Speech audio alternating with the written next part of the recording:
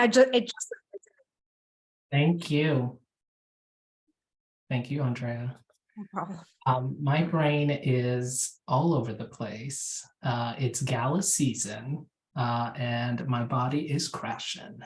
So I think I just went to the last gala yesterday. I think I'm done. Tough job, but someone's got to do it. coming back to life. Okay. I am taking a day off tomorrow to rest. So thank you, Andrea, for catching that. I know district needs is next, but Amanda, an update on, were there any nominations or anything for secretary? Yes? Yes, we had one nomination come through, and that was Arnett. Arnett as secretary, Arnett nominating someone. That's right. Herself. Oh, great. Okay. So we need to make paper ballots for, well, I guess I shouldn't say that. What we need to know is how we're going to vote. I mean, we're going to be in person, and also have some people on Zoom. Yes. So I wonder, Amanda, do you think it just be easier to have a link that's emailed for everybody, that the people in person can just do it on the kind of Google form? Yeah, I guess I'm curious why we can't do a roll call vote. Right. Yeah, we did that last time when there was no opposition. Oh yeah. Yeah, I'm like, because we're in person. Yeah, we could just do that. Yep. And then Okay. the list, whoever's online will unmute them and they can say their thing. Yeah, sounds good. Okay. Okay, so going into district needs and budget priorities. It's a very, very important function of ours. And I believe this administration is taking it much more seriously than the last one.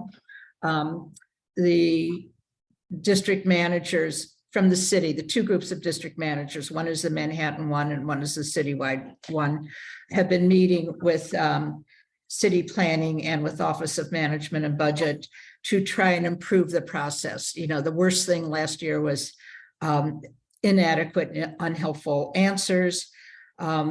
They're also trying to help with outreach to get public input. They asked all of us today, we had a meeting today, and they asked us, you know, the ways in which we all do outreach and, you know, how we would like them to help, like maybe create flyers, fact sheets, that kind of thing.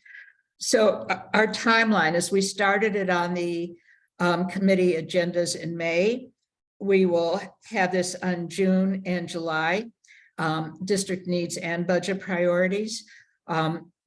We like to finalize the district needs in July so that in September and October, we can get information on budget priorities and vote on the budget priorities. They must be submitted at the end of October.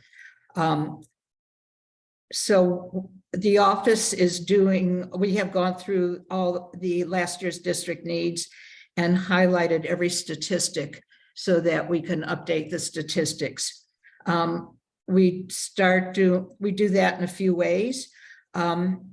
In July, after the fiscal year, we get statistics like from homeless outreach, from libraries, all of those agencies wait till the fiscal year is ended in the end of June, and then they'll give us new statistics. That includes rat burrows too. And then we next Thursday, the New York University Furman report for neighborhoods is released. We get a lot of information from that. So after Thursday, we can start updating that. And then we just reach out to a lot of service providers and, get stats from them. And we have some service providers come to the committees, council members. Carlina came and two mental health experts came. And in human services, I think, May, we're doing a very short survey to service providers, right? Yeah. Yes, we are. So I'm hoping, I know a lot of people hear budget and, you know, they get intimidated. I'm hoping that people really engage in it. I don't know what else to say. I've been trying to go to every committee, and we'll certainly do that with the new members next month to explain the process. I don't know. So all the chairs here, except some committees don't have budget priorities, but Sandra, there's a short paragraph on landmarks, which last year I told was fine, didn't need to be updated. If you could look at that or ask me to send it to you, just let me know if that needs to be updated. Well, I know I've been working with them for 5 years on that budget piece. So I'm sorry, I didn't understand. Did you say it doesn't need to be updated, the paragraph? Not really. Maybe there's some historical district changes, but additions, because we did have a meeting recently about adding the settlement houses and some other things, but I'll take a very brief look at it, but I'm sure not many major changes. Okay, thank you. So I don't know, does anyone have any questions or thoughts about it? The one other thing I didn't say, in September, two things. In September, Office of Management Budget sets up meetings by borough-wide meetings to meet with about 12 different agencies. It's the agencies, district manager, and the committee chair. And I really hope committee chairs come. As soon as I get the schedule, I'll let you know. And then beyond that, we can have district level in July where we meet, where we meet and just talk about our district. We do this in parts every July. We have done it with some other agencies in the past. It's been sometimes difficult, but OMB and DCP have committed to helping us set up the meetings if we have trouble. So we can do this offline, but committee chairs, let me know if you would like those set up. The only work involved besides meeting is we need to set up agendas for them to be prepared. So I think that's what I have to say on district needs and budget priorities, unless there's questions.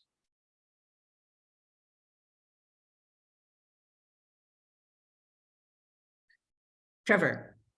Good, Trevor. I don't know if my question really isn't for any of district needs. I probably should ask this during your earlier report, but they sent an email saying that Mayor Adams is calling for community boards and other community-based organizations to submit an RFEI for the development of neighborhood support teams.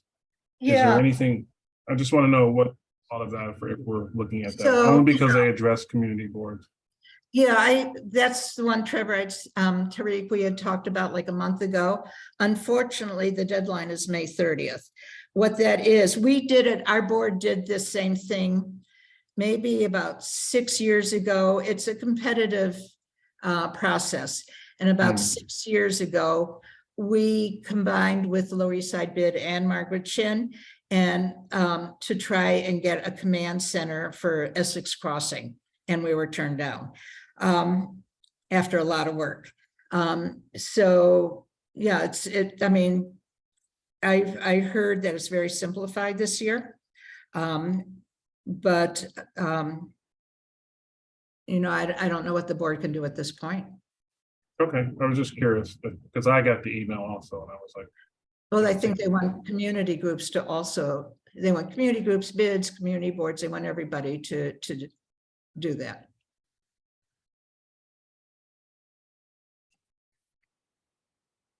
I don't think you have any other questions, Susan. No. Great. We talked about training, right? Susan, that was the training for next week. Yeah. Right. Sounds good. David, is there a Robert's Rules item? Okay, if I thought of this, I was biking home and You're always biking. I always biking. I know. Think when I bike. Oh, No, there was something thing that happened a few times that I thought I would talk about, and well, I'll raise my hand or I'll put in the chat later if I remember what it was. I'm so sorry. Unless someone has a question. And I just mentioned when people filled out this survey for the training, people mentioned they wanted Robert rules, or at least one person, they're anonymous, so at least one person did. So I'm wondering, if we could get feedback from the members, because people are clearly wanting to know stuff, but maybe they can say They want, I know. prioritize. Maybe they can prioritize. Yeah, passes the survey, the whole board, or is it people here? No, it was just it was the chairs, acting chairs, vice chairs, and officers. Okay, well, almost every meeting during this segment, I say if there's any question or situation or something you want explained, maybe it's something very fundamental that people want, but I'm not really a great teacher from the ground up on something. If that's what's desired, I mean, I could find maybe a web page and ask people to just read it. There's the Dummies book. The Dummies series actually has a pretty good one. I browsed through it once in a bookstore. Your video from 2 years ago is on the website too.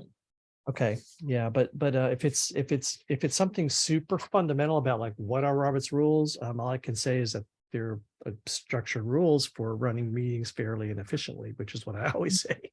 No, I don't think that's what they're asking. I think they're asking for training on Robert rules. Well, I understand that, but training on what? Because I ask every time if there's something people want to learn about, and I sort of focus on one thing at a time. Okay, anyway, come back to me because my mind is blanking on what I was planning on talking about. Arnett. Go ahead, Arnett. Okay, thank you. I was one of those people, and as chairing, I just wanted to hear what are the most common motions that are made, for instance, the call for the end of the debate, just a refresher or some fundamental things that we would commonly hear, so that it because I learn repetitively. So if I and not only just that, but just in scenarios where I can apply it best. But I just wanted to know the most common. So as you're cheering, you'll know how to respond to certain motions, just common ones, nothing major.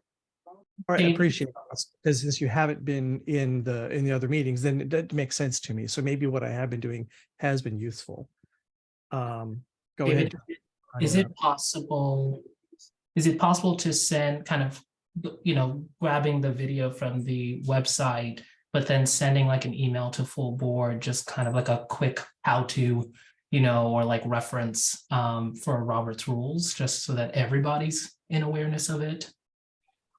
Right, someone who's a better writer than me. I mean, I really have a hard time structuring things with that. Well, not producing a huge amount of detail, especially if I'm writing. But I would love to collaborate with someone. All right, let's you and I collaborate. Sandra, do you want to collaborate with David on it too? Yes, I'd love from the beginning. I really would. I have a really good interest in Robert's Rules of Order. Another good thing to teach though, David, is point of order, right? Bringing people back to the discussion, right? That's important, and mainly amendments though, right? Because that's what we do the most and people get confused about. But yeah, I would love to help you, David. Okay. In the writing part of it. That's one of the most important things. That's the thing that's most confusing, I think. But I think the most common one really is going to be call to question these days. Which is what Arnett asked about. Okay. So what I'll do is, following this, I'll connect you two via email, just so that then you can kind of collaborate on creating that guide and reference for the full board. Yeah, and then we can send an email out. That'd be great. Thank you. Go ahead, May. Oh, so just about the Robert Rules of Order. If it's helpful to you, I mean, I remember going to trainings long before coronavirus, and there was a lot of handouts. I mean, I don't know if I still have them, maybe I do. I'm not sure if they were emailed to us either, but if I have something that's in a digital format, I can send it to you if you think it's useful. You know, because you were asking for something like overall, right? If that's what you want. But I personally think that the examples that you do, well, I find them the most helpful. Yeah, I find the borough president stuff is like, here are the 32 motions and there are 3 Right, types yes. of table. Yeah, it's a lot of But it information. doesn't really help you get started. Okay. Yeah, it just helps you to get started, but then it's so much information, you're like, if it's, you know, It out does goes help. out the head the other day. And I don't think it does help to get started, truthfully. Yeah. And May, I'll say anything helps. So if you have it, and share it, and then we can kind of piece it together, which would be great. Go ahead, Susan. One of the best things, I don't know if anyone has read it, the Civic Engagement Commission does short videos now aimed strictly at community boards. And they recently have migrated so that the public can access that. So I will try and get their a list of their training links and send it before you send it out. And so you can send that with you. There's a really good parliamentary procedure, and I think there may be a separate one on Robert rules. I'll see, but they're much more focused on what we need.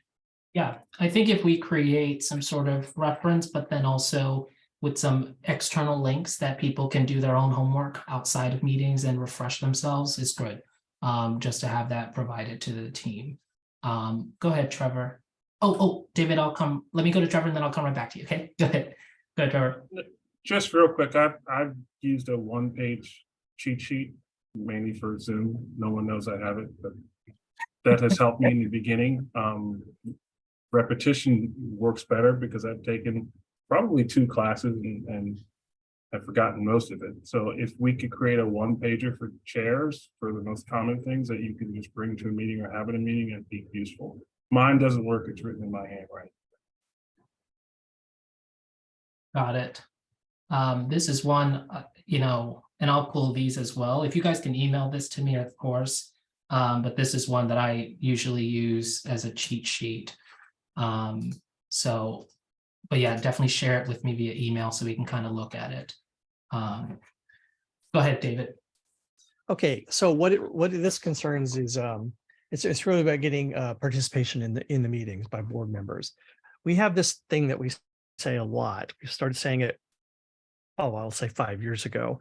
If you really wanted to work on that, if that was an important agenda item for you, we'll say this at full board. We'll say you should have gone to the committee meeting, but nobody who's not a committee member can actually participate in a meaningful way. And so it's not intentionally disingenuous, and I know it's because we're online that we do that it doesn't quite work.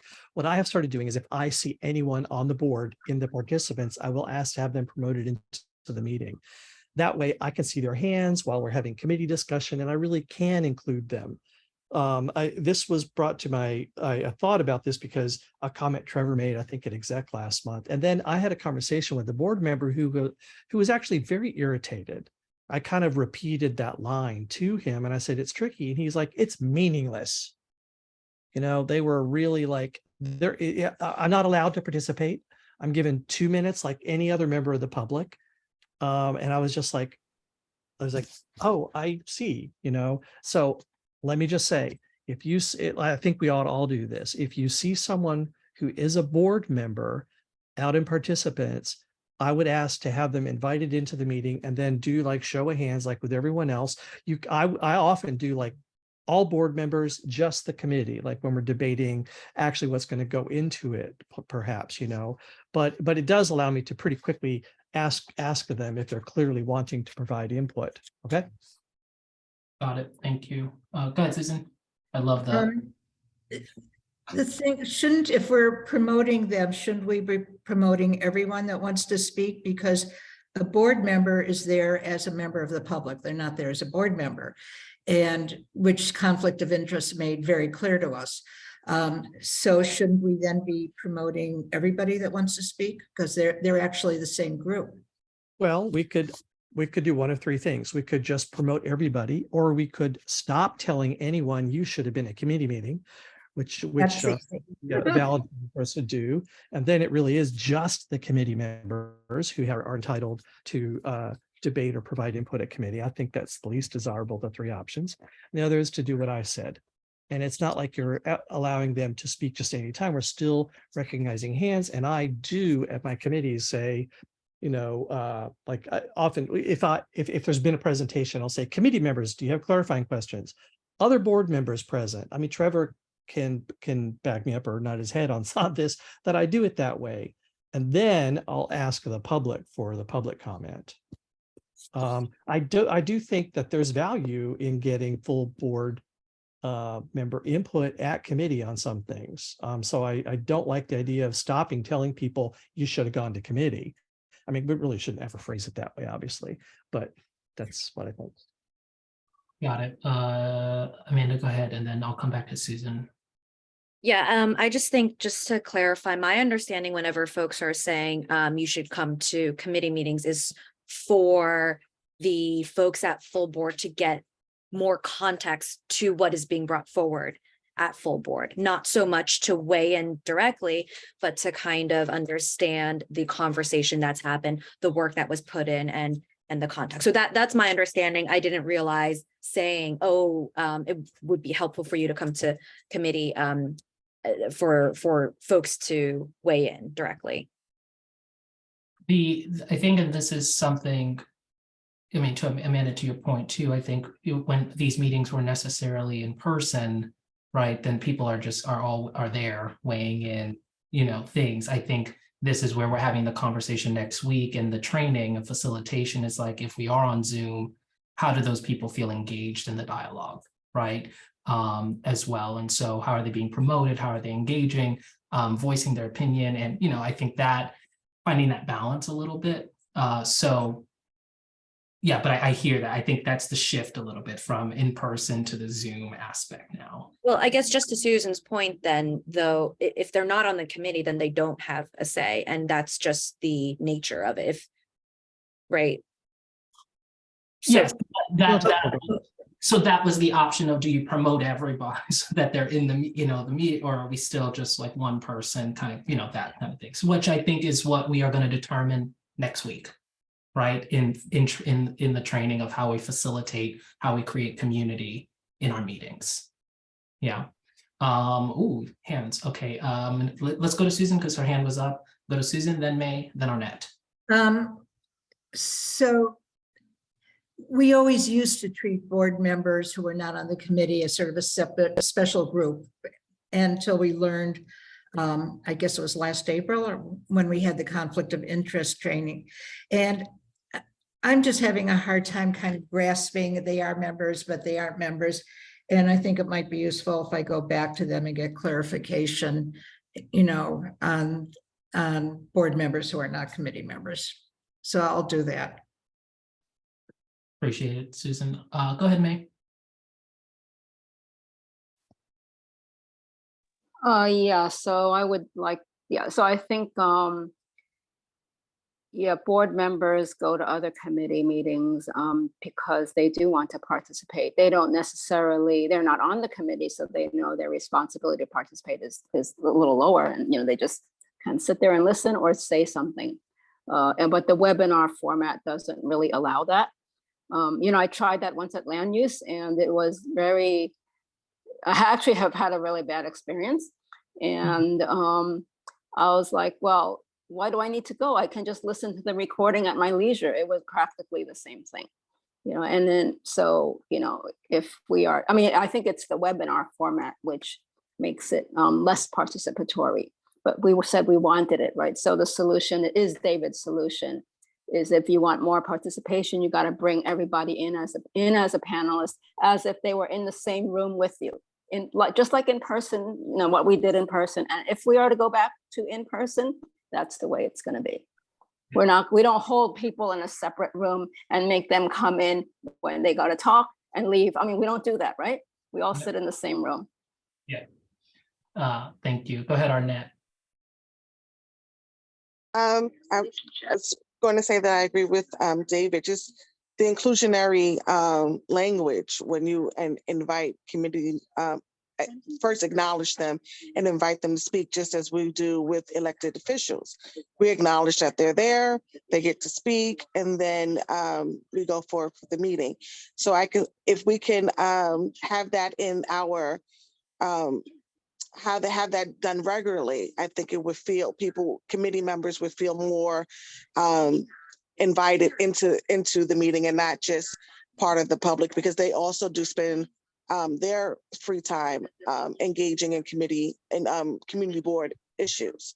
And also the fact, I think we should just get rid of saying, if you should have been at the meeting, should have been at the meeting. Because even when I was just in the community, when I hear that from the community board members about community people, it can be very offensive, and people can take it very negatively, especially on how you deliver it. It's not necessarily the words. Sometimes it's the tonality of the words and how it's delivered. And so I think in order to if we're trying to be more engaging with the community and as well within our body, then we should just try to stay away from phrases like that, because it has already brought up a negative connotation in the past. So I think it's just it's easier just to refrain from that, because there are other ways to express if someone shows interest in full board, to say, that you could just reiterate that we went through this during the committee meeting at length, without saying you should have been there. We could just actually say what we did. So it's a little less defensive when someone when someone's listening to what you're saying. Not hearing, but listening. Thank you. Thank you, Arnett. Go ahead, David. So like Susan, if you do go to the conflict of interest board, or anyone who happens to be a city lawyer, we need to be clear to them that only committee members would be people who are entitled to make motions, to vote. And in fact, the committee chair would reserve the right and would obviously limit it down to debate among the voting members at any point. We just want the ability to include them. Like basically, we'd just be asking them to raise hands as a separate category from public. And I would be very shocked if anything in the city charter or anything like that actually dictated how we run that portion of the meeting, basically public comment. I am pretty sure that we can just casually have two categories of the public in a sense. If they came back and said, nope, only committee members are entitled, I'd still say we should do what I have proposed. They didn't say only committee members are entitled. What they said, and this was all totally new to me. They said something along the lines of, they are no different than, they don't represent anyone but themselves as a public member. That's fine. That means nothing to me about how we run our meetings. You may be absolutely, like I said, it was all 100% new to me. I was not aware of any of that. Got it. All right, I'm going to take Trevor, and Trevor's going to be our last comment on this item. Okay. Yeah, I did go to David's meeting or transportation, and he did it that way, and it seemed to work pretty smoothly, and I actually liked it. It's just, I think sometimes we forget why we went to webinar and why we went to these types of meetings, and what do we do when that happens again? If we're in public, when you have Sergeant of Arms or someone there, there's going to be an issue, but when you're online, there's nothing there. So just not lose focus on why we went to these formats in the first place. Yep. I'm hoping for July. I'm hearing now that emergency order may be over in July. Oh. Sounds good. Thank you. All right. Next agenda item, items to promote on social media. We haven't been actually promoting anything yet, right? No, this has been we need support here. And so I know, Laura, you and I have spoken before about your interests around social media, right, and engagement. So I would love to maybe connect with you offline a little bit on this and put together some sort of plan for the next meeting to present on what this looks like. Okay. But I think what we need to, and I'll come to you, Susan, I think it's, I think what part of it too is building some sort of structure for our chairs and the exec, right? That people can submit those things so that we know kind of the timing of when we're posting that. I've recognized that we get so much, people, can you share that? Can you do this?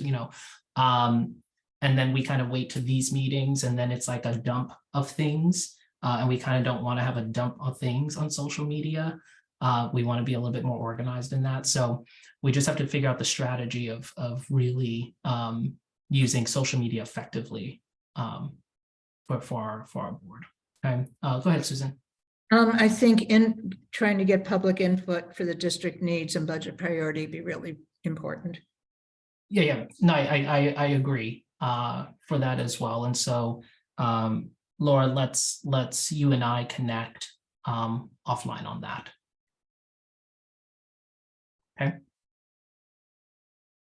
Sounds great. Thank you. My internet is a little bit unstable right now, so if you hear me like in and out a little bit, bear with me on that. All right, we're going to go to committee reports. We're going to start with Arnett, SLA. Okay.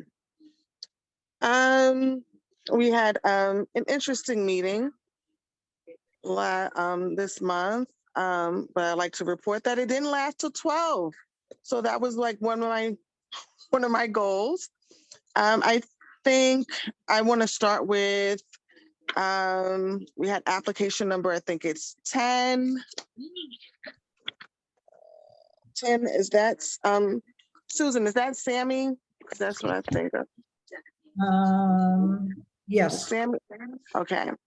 The reason why I want to bring that up first is because I'm assuming, and I believe it was said, that this might have been one of the first times that the community got together and spoke with an applicant and had this detailed MUA. Is that the initials? Yeah.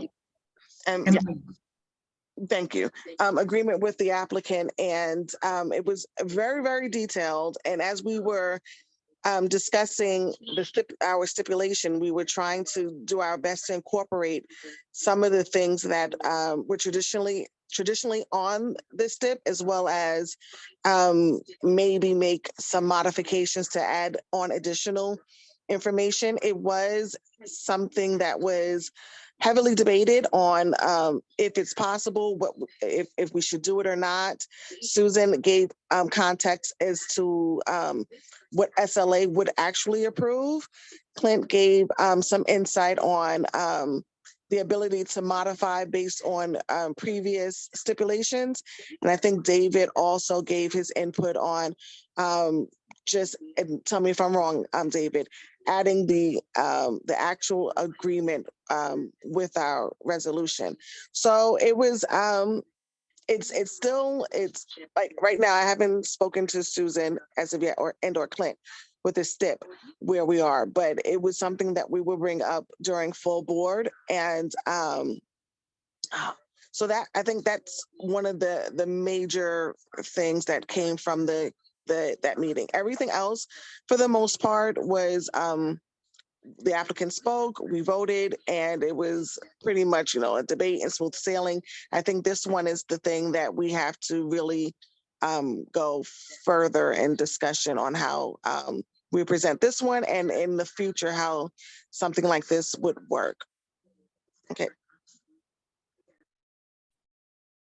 Go ahead, Susan. Yeah, I think maybe recently this hasn't happened a lot, but we've had, I'd say pre-COVID, the community groups, it was not that unusual, or I shouldn't say, it didn't happen a lot, but it happened consistently for many years, where they would have an agreement with an applicant, and we would take parts of their agreement and put it in. What they sometimes do is they'll have agreements about garbage and that kind of stuff, which has nothing to do with the SLA. I think what's unusual about this one is that they did it in such a long, detailed legal manner. They have done that in the past also. I think they just haven't done it in the last couple of years during COVID. But the idea of taking their stuff and putting some of it in, I think has always been done. I think the question was how much of it to put in. And I didn't look at the final step, but I believe that Clint was putting in more detail than had been in the resolution. Cool. David and then Trevor. Yeah, it's my understanding that he was supposed to put in more detail. We got so frustrated, y'all. The community group like sprung this on it. It was a 5-page close typed, basically legalese document that they dumped on us immediately before the meeting. We didn't even have a cut and pastable form in any case. So we talked a long time, and we had talked through like basically the noise abatement things could be incorporated. And I think we had agreed we should. And then, then we go through it a second time. And so Arnett did pretty clearly articulate that, that those things would go into the stipulations. We need to stop talking about it. And she was absolutely correct. So what I intend to do, if I'm given a copy of those steps, distill it, because we do have the motion that we pass at full board, which says unless they sign, we deny unless they sign the following steps, but those aren't actually the steps. We have a step form which they sign, which doesn't correspond one for one all the time. And that's where I think Arnett was saying, like, really, we ought to work over time to get that down to we have one version of steps that get presented at full board. Basically the motion and the steps are the same. So I'll probably, I believe I'm going to need to do an amendment. I'm the only board member. I understand Clint wasn't appointed to the board. So then I'll take it and I'll move it, and then I'll make it a summary of the additional things, so that we can do it as a friendly amendment. But I believe that he is doing the fuller list of noise abatement measures they had agreed to. This is a location that had been a problem a long time ago, like one of the worst ever locations. And so the stuff that they have would be useful for the Sammy's Romanian to do. Make sense? Makes sense. Thank you. Trevor. My question is not related to that item, but I wanted to ask it after the discussion was over regarding this item. In other words, are there any other questions for Arnett? I just have a general question, and I haven't looked it up, but it looks like we're seeing, or maybe it's just me, a lot more live music applications. And I know we had a policy on that. Does anyone know what our policy is and what, if the city has changed, so we're seeing these live music requests? Or is it just happen to be on this agenda? I don't think there's a specific policy on live music. Okay. Go ahead, David. Yeah, there's not a policy. There's a tendency on the committee to, live music can be a problem. So like, that's the thing we want to try to control. And most applicants tend not to do it because they feel that it's a red flag in a way. The law changed about maybe 10 years ago now about the cabaret license stuff, so that locations may now have live music, whereas a decade or more ago, they were not able to. No, that was dance. That's just dancing. That was just dancing. So that wasn't like if you have 3 or more instruments or something. No, it's just dancing. Well, you treat them differently because it's like, we have to, if they want to do it, then and this location does, then there needs to be extra attention to sound containment. Understood. Thanks. Not they're throwing shade to dancers. Come on. So I'm actually going to pass this. I'm going to pass committee reports over to Andreas, and she will be leading Tuesday's meeting. All right, so that she can call it and get all the information needed for Tuesday. So go ahead, Andrea. Sure. So we have parks next. Trevor. Okay. We didn't have any resolutions. We just had updates on the continued flood protection projects for our neighborhood. But just want to mention one thing. We did meet with the mayor. I was informed at the last minute. He was at Tompkins Square Park. And we were able to get in front of the mayor and mention some of the issues at the park. Thank you, Susan, for mentioning those things. Not that I know they wanted to keep a small group and keep it kind of secret so the press didn't get all over it and people weren't, I think he was worried about being booed in addition to making the press, but just to make sure that we were able to stay on top of these types of things so that we can have an ask list when the mayor get there. So thank you, Susan, because you're able to go through that with pretty good detail. That's all I have for parks and waterfront. Thank you. Any questions? Trevor. Thank you. Okay, we'll move on to transportation. So David. So we had two items that were interesting. The first was there's manufactured gas plant pollution underneath Haven Plaza, the northern part of Ree's houses and part of the East River Park, and that went for like an hour and 20 minutes. It was an important update to be hearing, and there's no happy news. I mean, there's an abatement that's coming, which was being discussed. This wasn't like our approval meeting for it or anything like that. I'm not positive it's going to come back to us. But anyway, that was a biggie, and you may hear people talking about that, as we didn't take a position. Obviously, it was informational and it wasn't at that point in the process. And then the other one was a new kind of block party applicant that came to us. They recently decided that they will allow commercial establishments to have a street event, which is similar to block party, but it's not like a block association or a nonprofit that's sponsoring it. And we had a lot of discussion about it. It's really not clear how we'll treat these in the future. We did decline this one, and well, there's a lot of whereases, but essentially there are a lot of businesses. This one in particular, they wanted to celebrate the anniversary of the business. So we didn't really discuss that in the application. But for instance, we wouldn't have I don't think we'd have a block association for someone's birthday necessarily. I don't, maybe there's been one, I don't recall. Okay. But in any case, there's a lot of businesses, and we did decline this one, and there's probably going to be more of these. And the committee was like, well, what do we do with them? And it's not clear whether we should try to standardize or something. But anyway, notable. So can I give update on that? Go ahead. I'm sorry. So I did talk to Sapo about it, and I talked to the precinct about it. First of all, the applicant was not truthful to us when he was saying that he was told to apply for 2 different days.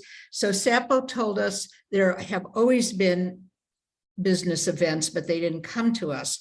However, those were always like production events or an opening. They weren't parties. And she said, well, they shouldn't be having parties. Regardless, he doesn't want to pay. The precinct said, absolutely, they don't want to approve anything like that.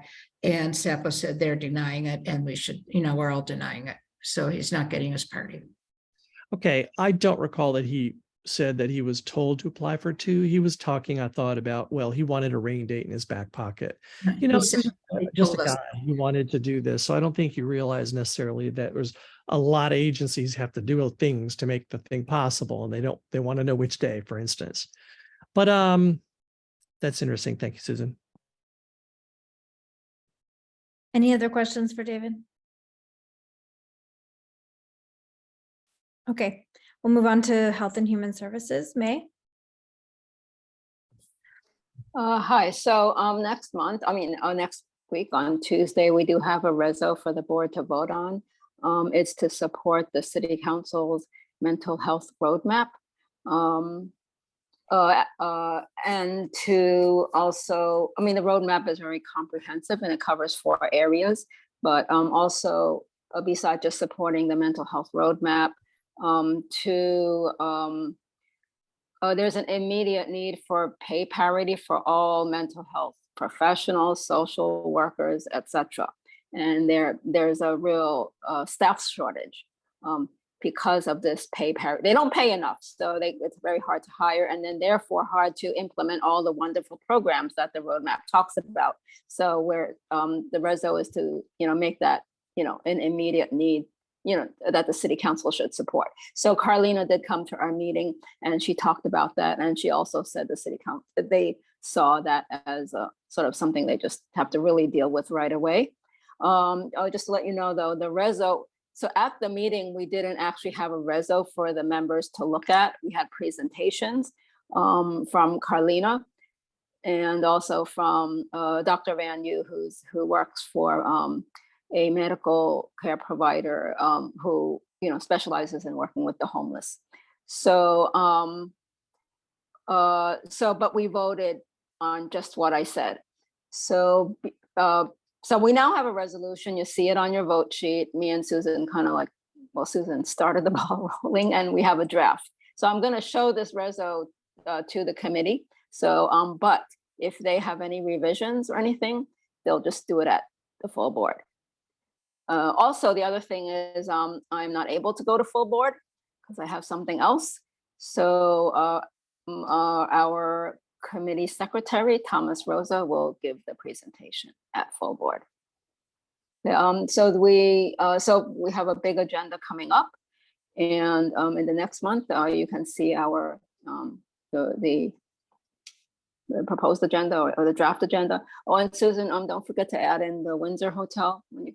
No, you're After you thankful. find- After you find out who all the speakers are, yeah. Well, I know DHS is coming, and that's what they committed to, is that they would come. Oh, okay, yeah. So the Windsor Hotel is going to be a site for asylum seekers. It's on Division Street. And then, the other thing, if I am yesterday I attended this what do they call it? A stakeholders meeting for the borough-based jail, the Manhattan Detention Center. The one that's being built. And it was a stakeholders meeting. I'm the rep for CB3, and it used to be Paul used to be the main rep, and I was just the backup. But it looks like I am it right now. So they talked a lot about construction, and what's happening with the construction. The construction is starting, and it's happening. And particularly groups around there, like the Charles B. Wine Community Health Center, Chong Park, and those who live around there are particularly concerned about the construction.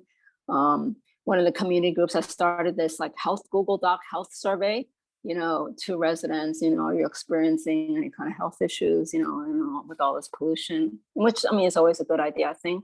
And then one thing that you ought to know, and you probably heard our council member talk about it at some full board meeting, is that they were asking about adaptive reuse of the old site. And so there were a number of elected officials at this meeting.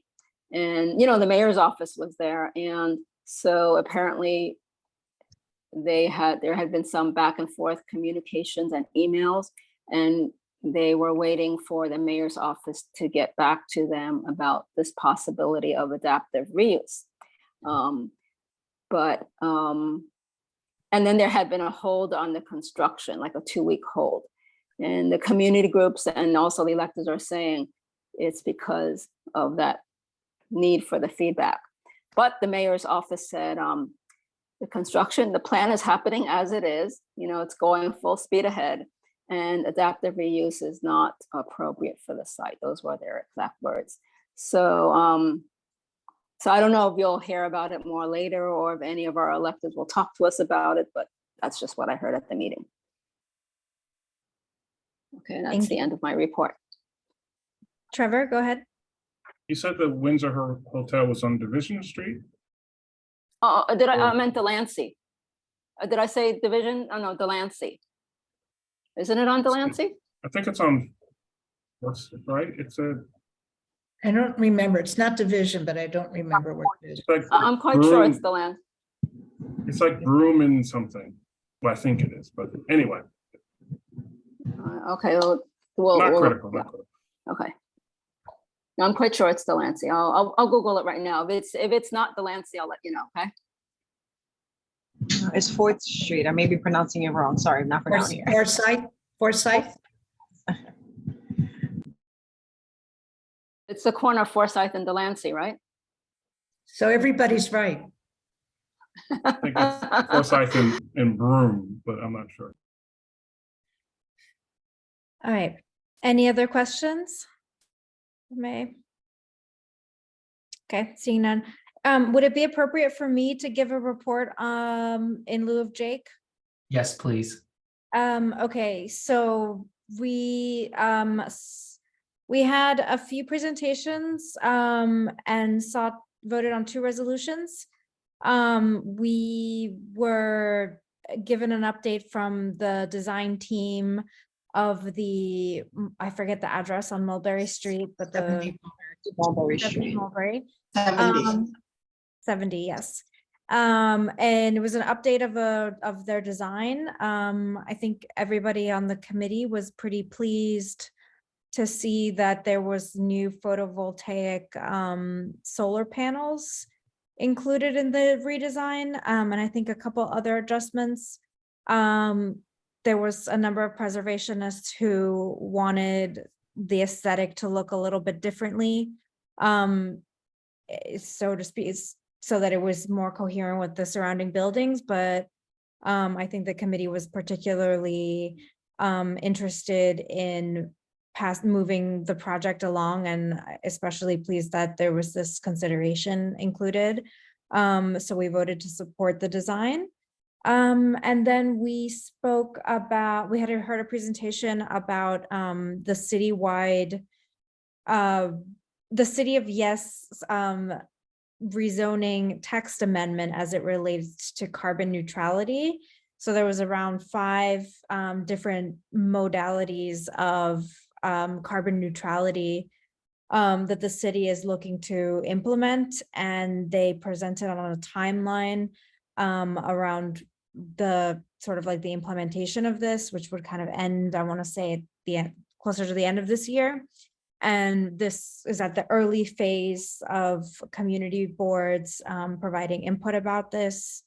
And so there was some discussion about that. And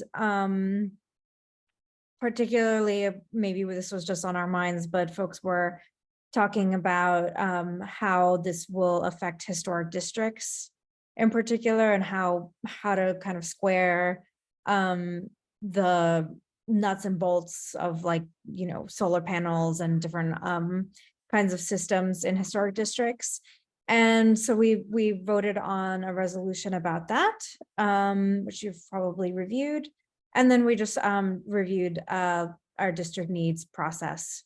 And that's about it. So any questions? Yes, Yeah, but go ahead. no, Andrea, I'm still learning, I guess, the mechanics of how the boards work. When it came to the 70 Mulberry discussion, that was a very lengthy discussion. And I would like to know, is there other platforms that the community is using to let out their frustrations, opinions, and questions, or is it just at land use CB3 that they are coming on and just, you know, it went from our project to now, you know, we were at length for solar panels, and I just want to know if there's other platforms that the community is offered to voice their opinions. Go ahead, Susan, you can answer that. Since the fire. And I'd say the community has been extremely well organized, not so much now, but earlier, you know, and when it was we were making the first decisions, DCAS was meeting with the community. They were meeting with elected officials. The community was meeting with elected officials. We had a number of meetings which people felt very strongly. But yeah, it has absolutely not been just at the community board. It's a very, you know, particularly in Chinatown, it's very, very well organized.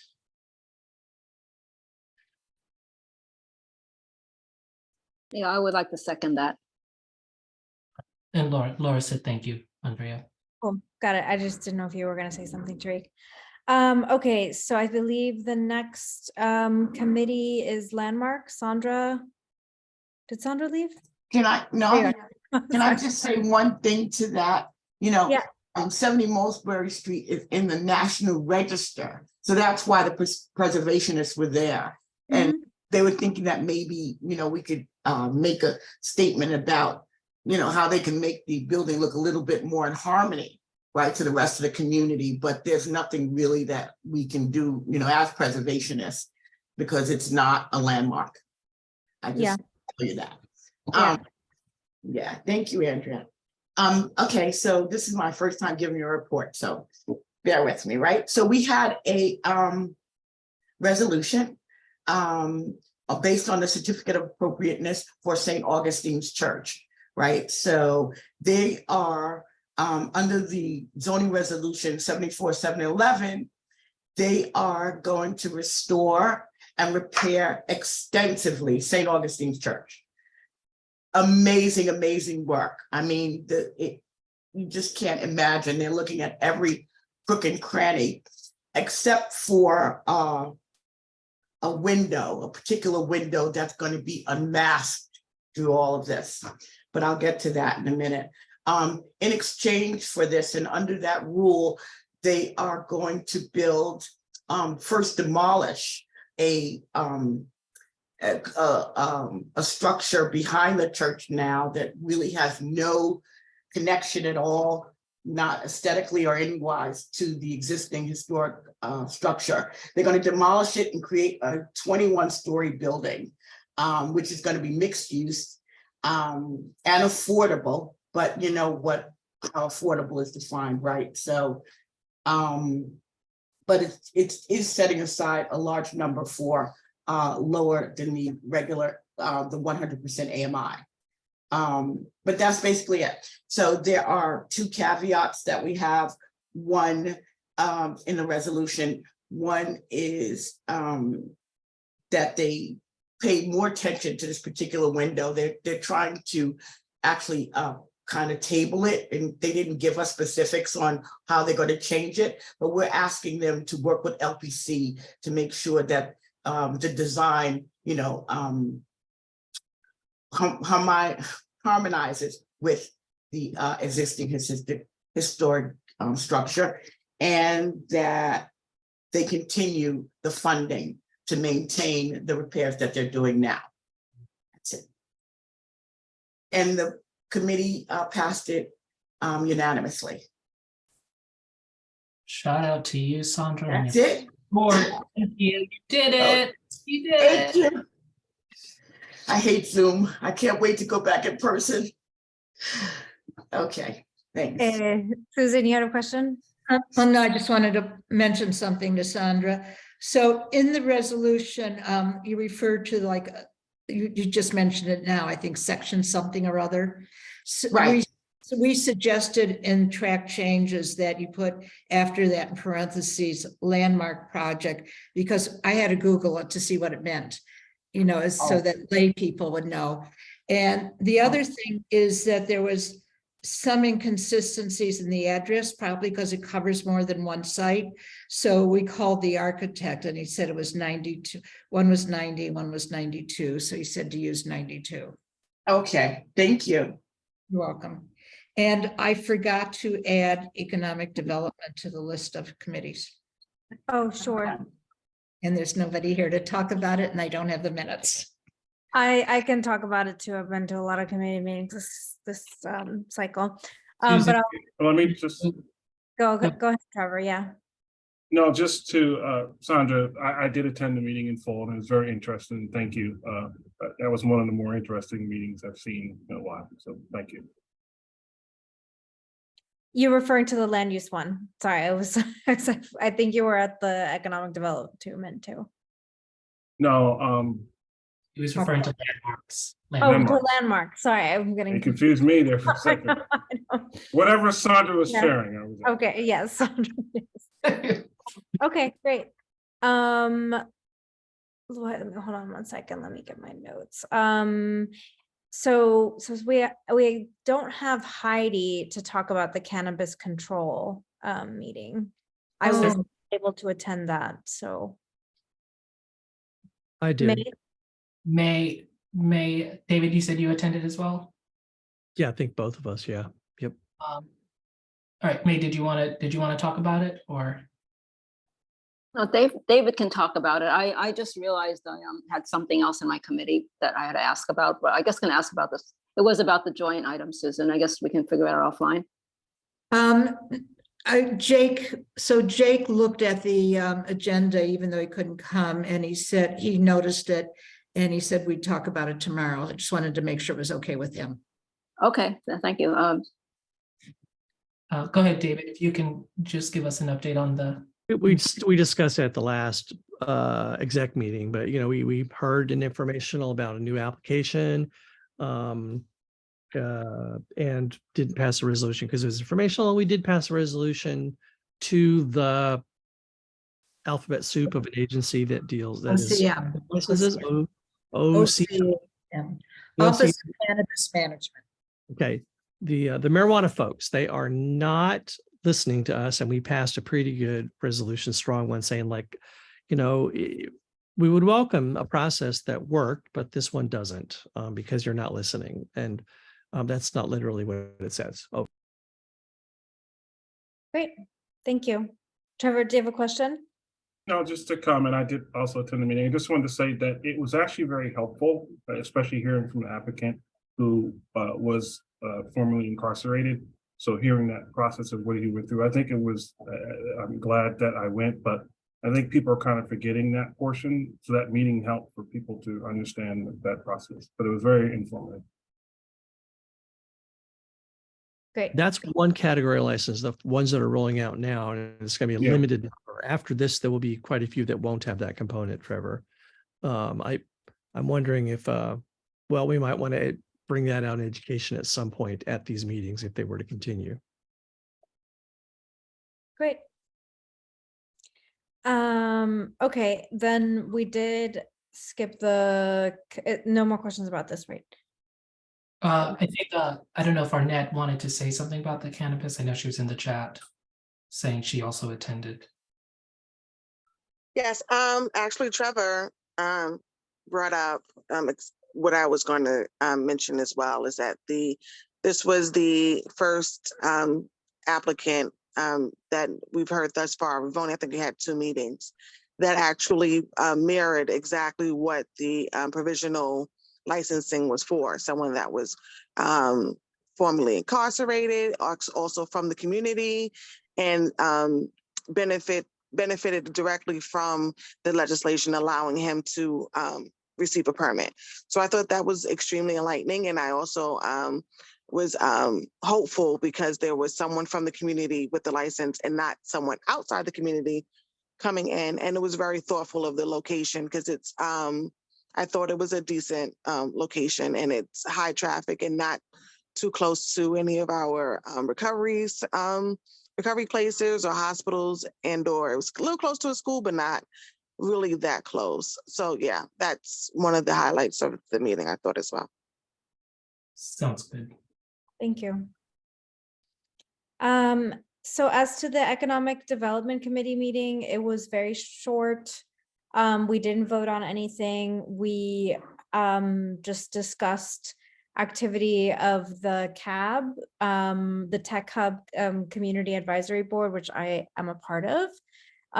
So yeah, we were just giving a presentation on the progress around the scholarship fund, and kind of just more activity generally at Civic Hall slated for the fall, and the robotics program and a home automation program that will be available to the community. And we should anticipate some more from them soon.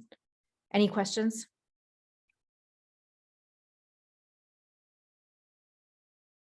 Okay, seeing none, I'll hand it back to Tariq if you want to have some wrap up comments. Yep, thank you. Thank you, Andrea, for leading that. Yes, shared leadership. Come on. Right. No, just want to say thank you, Sandra. Great job. Yes, your first report. Woo. Try leading full board. But you did it. So thank you for that. Arnett, I want to thank you for your leadership of the SLA over the past 2 months. Thank you so much. Yes, snaps here. little spoken word snaps, Amanda. I saw that, so thank you for doing that. So just a few things before we close out, just kind of going through some action items. I'm emailing full board about meeting quorum for Tuesday. I will send that out by tomorrow. And also guidelines around if they're not going to be present, right? If they're going to be on the Zoom, what that should look like. I will also be sending an email to all of our new members, right? Letting them know that they should be joining us, right? And also congratulating them. So Susan and I just got all that info. So I'm going to do that. I'm also going to email Lois Saida just to let them know that we will have a table. Laura, I will put you on that email and then follow up from that. You can go ahead and create kind of a table shift document that if you can bring that to the meeting on Tuesday to get all of that filled out. Andrea and Eric, I'll connect with you offline so we can talk about Sandra's suggestion on the chair handbook and secondary chair handbook guide and reference around how we can support secondary chairs in their leadership as well. I'm going to connect David, Sandra, and I added Amanda just because you put some things in right around the Roberts rules. And so you all can kind of connect on a reference around that. And then I will be coordinating again on an SLA chair. Fun. So I will be working on that for our June meeting. I think that is everything that I have on our action items for this meeting. Anything I missed? No worries, no sorry. I'm happy you're going to be still on as secretary. So I'm still happy. I want your voice here in the room. So thank you. All right, Laura, coming to you. Let's adjourn. Roll call us out. Tariq Thoreau, Yes. Andrea Gordillo, Thank you, Sandra, for staying. Go ahead. Yes. Eric Diaz, Yes. Lugo, myself, Amanda Lu, Yes. Maylee, Yes. Jake Golds, still absent. Arnett Scott, Yes. Trevor Holland, Yes. David Crane. Yes. Good night, Executive Board. Okay. Bye, everyone.